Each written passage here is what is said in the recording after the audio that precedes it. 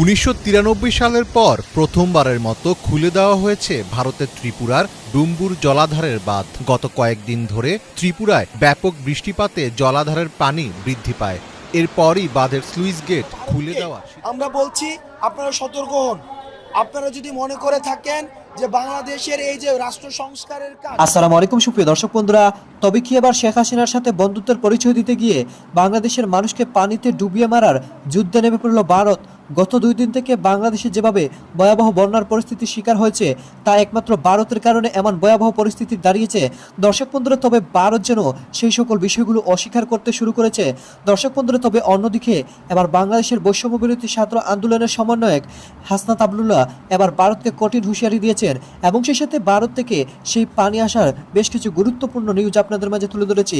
তো দর্শক বন্ধুরা, চলুন আমরা সেই সকল বিষয়গুলো পরিপূর্ণ জেনে নেই।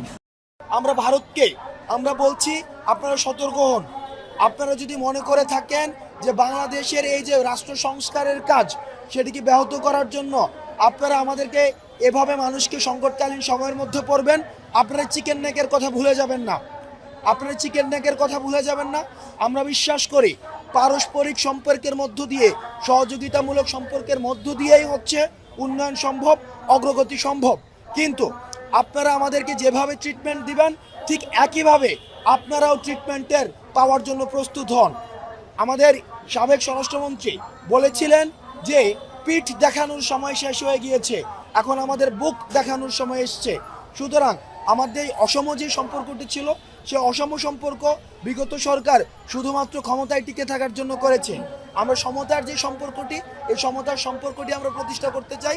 সুতরাং ভারতের বর্তমান আমাদের সাথে যে আচরণ করবে সেই আচরণ নির্ধারণ করবে ভারতের সাথে ভবিষ্যতে আমাদের কেমন আচরণ হবে। ভারতের প্রত্যেকটি আচরণ, বর্তমানের আচরণ আমাদের ভবিষ্যতের ভারত বাংলাদেশের আচরণ নির্ধারণ করবে।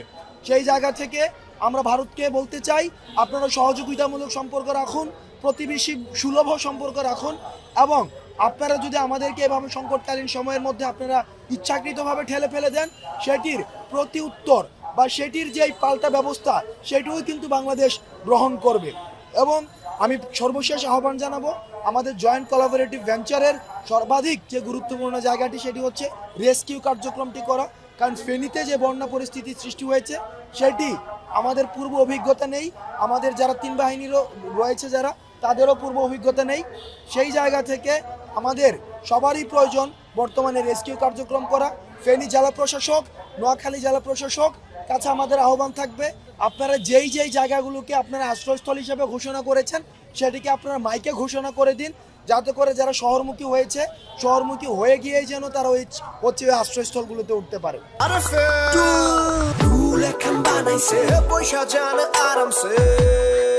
নতুনভাবে গঠিত হয়েছে এবং এই সরকারটিকে আমরা আমাদের জায়গা থেকে, ব্যক্তি পর্যায় থেকে, প্রাইভেট পর্যায় থেকে এবং বিভিন্ন যে প্রতিষ্ঠানগুলো রয়েছে এই প্রতিষ্ঠান পর্যায় থেকে আমাদের এই সরকারকে সহায়তা করে আমাদের যেই আজকে দেখছি বিভিন্ন জায়গায় এবং কুমিল্লাতেও আমি বিভিন্ন এলাকা থেকে খবর আসছে সেই এলাকাগুলো প্লাবিত হচ্ছে। আমরা চাই আমাদের পার্বত্য চট্টগ্রামে, আমরা দেখেছি সিলেটে, আমাদের ইতিমধ্যে আমাদের যে পাহাড়ি যে অঞ্চলটা রয়েছে ওই পাশের পার্বত্য চট্টগ্রাম, সিলেট, খাগড়াছড়ি ওই এলাকাগুলোও কিন্তু এখন ভালনারেবল হয়ে গিয়েছে। সুতরাং আমাদের যেই উত্তর এবং হচ্ছে যে পূর্বাঞ্চল এই পুরো এলাকাটাই আমরা দেখছি যে এখন সংকটকালীন সময়ের মধ্যে রয়েছে। এই সংকটটি থেকে উত্তরণের জন্য আমাদের জয়েন্ট কোলাবোরেটিভ ভেঞ্চার ছাড়া একক উদ্যোগে কখনোই সম্ভব নয়। অপরদিকে আমরা ভারতকে আমরা বলছি আপনারা সতর্ক হন। আপনারা যদি মনে করে থাকেন যে বাংলাদেশের এই যে রাষ্ট্র সংস্কারের কাজ সেটিকে ব্যাহত করার জন্য আপনারা আমাদেরকে এভাবে মানুষকে সংকটকালীন সময়ের মধ্যে পড়বেন, আপনারা চিকেন নেকের কথা ভুলে যাবেন না। আপনারা চিকেন নেকের কথা ভুলে যাবেন না। আমরা বিশ্বাস করি পারস্পরিক সম্পর্কের মধ্য দিয়ে, সহযোগিতামূলক সম্পর্কের মধ্য দিয়েই হচ্ছে উন্নয়ন সম্ভব, অগ্রগতি সম্ভব। কিন্তু আপনারা আমাদেরকে যেভাবে ট্রিটমেন্ট দিবেন ঠিক একইভাবে আপনারাও ট্রিটমেন্টের পাওয়ার জন্য প্রস্তুত হন। দেখেন আমরা বিভিন্ন প্রথমত হচ্ছে সরকারি পর্যায়ে আমরা কথা বলেছি, আমরা প্রাইভেট পর্যায়েও কথা বলেছি। বিভিন্ন প্রাইভেট প্রতিষ্ঠান তারা আমাদেরকে হেলিকপ্টার দিতে রাজি হয়েছিল, কিন্তু ওইসব হেলিকপ্টার হচ্ছে চপার হেলিকপ্টার, যেগুলো হচ্ছে পরিবহন কাজে ব্যবহার করা যায়, সেগুলোতে রেস্কিউ কার্যক্রম হচ্ছে করা সম্ভব না। 2 নম্বর বিষয়টি সেটা হচ্ছে বিমান বাহিনীর তত্ত্বাবধানে যে হেলিকপ্টারগুলো রয়েছে, বৈরী আবহাওয়া এবং প্রতিকূল যে পরিবেশটি রয়েছে এবং তাদের পর্যাপ্ত যে লোকবল হঠাৎ করে সেগুলোর হচ্ছে আবার পুনর্বিন্যাসের মধ্য দিয়ে এবং অনুকূল আবহাওয়া যখন আসবে তখনই হচ্ছে তার আবার রেস্কিউ কার্যক্রমটি আবারও হচ্ছে আমরা যেটাকে আবার শুরু করতে পারি। 1993 সালের পর প্রথমবারের মতো খুলে দেওয়া হয়েছে ভারতের ত্রিপুরার ডুম্বুর জলাধারের বাঁধ। গত কয়েকদিন ধরে ত্রিপুরায় ব্যাপক বৃষ্টিপাতে জলাধারের পানি বৃদ্ধি পায়। এরপরই বাঁধের স্লুইস গেট খুলে দেওয়ার সিদ্ধান্ত হয়। ভারতের আবহাওয়া বিজ্ঞান দফতর বলেছে, পুরো ত্রিপুরা রাজ্যেই আগামী 2 দিন ভারী থেকে অতি ভারী বৃষ্টিপাতের শঙ্কা রয়েছে। রেড অ্যালার্ট জারি করা হয়েছে একাধিক জেলায়। এখন পর্যন্ত ত্রিপুরায় বন্যায় প্রাণ গেছে অন্তত 7 জনের, আর সতর্কতা জারি করা হয়েছে 8 জেলায়। ভারতীয় এ রাজ্যটির এমন কোনো সমতল স্থান নেই যেখানে বন্যার পানি ঢোকেনি। এমন পরিস্থিতিতে বাঁধটি খুলে দেওয়া প্রয়োজন ছিল বলে জানিয়েছে স্থানীয় সংবাদ মাধ্যম বরাক টাইমস। ত্রিপুরার মুখ্যমন্ত্রী মানিক সাহা জানান, ভারী বৃষ্টির কারণে গোমতী জেলায় রাজ্যের একমাত্র পানি বিদ্যুৎ প্রকল্পের ডুম্বুর জলাধারে প্রয়োজনের তুলনায় অধিক পানি জমা হয়ে পড়েছিল, তাই যে কোনো সময় বাঁধ ভেঙে বড় বিপর্যয় ঘটার সম্ভাবনা ছিল। এই পরিস্থিতিতে স্থানীয় এলাকায় আগাম ঘোষণা দিয়ে জলাধার কর্তৃপক্ষ স্লুইস গেট খুলে বাড়তি পানি ছেড়ে দেয়। তবে কোনো সতর্কবার্তা ছাড়া এভাবে বাঁধ খুলে দেওয়া কতটা যৌক্তিক সেটি নিয়ে প্রশ্ন তুলছেন অনেকে।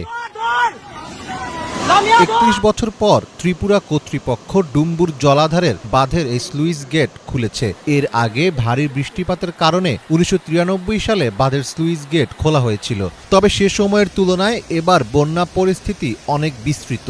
বাঁধ ভেঙে গেলে পরিণতি আরও ভয়াবহ হতে পারত। সেই আশঙ্কাতে স্লুইস গেট খুলে দেওয়া হয়েছে বলে জানিয়েছে কর্তৃপক্ষ। তবে বাঁধটি খুলে দিলেও ত্রিপুরায় বন্যা পরিস্থিতি আরও খারাপ হয়েছে। গোমতী ও সিপাহীজলা জেলার বিস্তীর্ণ এলাকার বাড়িঘর ও কৃষিজমিতে ভয়ানক পরিস্থিতির সৃষ্টি হয়েছে। নদী ও অন্যান্য জলাধারের পানি ধারণ ক্ষমতার চেয়ে বেড়ে গেছে। আবাসিক এলাকা, কৃষি জমিসহ সবকিছু এখন পানির নিচে রয়েছে। ত্রিপুরায় অতিবৃষ্টি এবং বাঁধ খুলে দেওয়ার পর হু হু করে বাংলাদেশে প্রবেশ করছে পানি। এতে করে ফেনীর পরশুরাম, ফুলগাজী এবং ছাগলনাইয়া উপজেলায় প্রবল বন্যা দেখা দিয়েছে। মুহুরী ও ফেনী নদীর পানিতে নোয়াখালীর 8 উপজেলা প্লাবিত হয়েছে। এতে পানিবন্দী হয়ে পড়েছেন 22 লাখ মানুষ। এর মধ্যে 345 আশ্রয় কেন্দ্রে ঠাঁই নিয়েছে 20,000 মানুষ। অন্যদিকে ফেনীর উত্তরের 3 উপজেলা ফুলগাজী, পরশুরাম ও ছাগলনাইয়া রাস্তাঘাট ও ঘরবাড়ির বসতি এখন পানির নিচে। সদর উপজেলা সোনাগাজীর অনেক গ্রামও প্লাবিত হয়েছে। মুহুরী, কহুয়া ও সিলোনিয়া নদীর পানি বিপদসীমার 100 সেন্টিমিটার। তো দর্শক বন্ধুরা, আপনারা হয়তো পুরো ভিডিওটি দেখে এবং সেই সাথে এই সকল বিষয়গুলো জেনে অবশ্যই বুঝতে পেরেছেন এবার ভারতে বাংলাদেশকে যেন পানিতে ডুবিয়ে মারার জন্য এবার পরিকল্পনা নিয়ে নিল। তবে সেই সকল পরিকল্পনাকে বাংলাদেশের মানুষ মোকাবেলা করবে ইনশাআল্লাহ। আল্লাহ আমাদের সকলকে এই সকল দুর্যোগ থেকে বেঁচে ফেরার তৌফিক দান করুন এবং আমাদেরকে শক্তি দান করুন। তো দর্শক বন্ধুরা, আপনারা হাসনাত আব্দুল্লাহর এই সকল কথাগুলো শুনে এবং এই সকল বিষয়গুলো জেনে আপনাদের কাছে কেমন হচ্ছে? তবে কি এটা পরিকল্পিতভাবে বাংলাদেশের সাথে এমন অন্যায়, এমন দুশমনি করে যাচ্ছে ভারত? অবশ্যই কমেন্ট করে জানিয়ে দিবেন। তো দর্শক বন্ধুরা, ভালো থাকুন, সুস্থ থাকুন। আল্লাহ হাফিজ। আসসালামু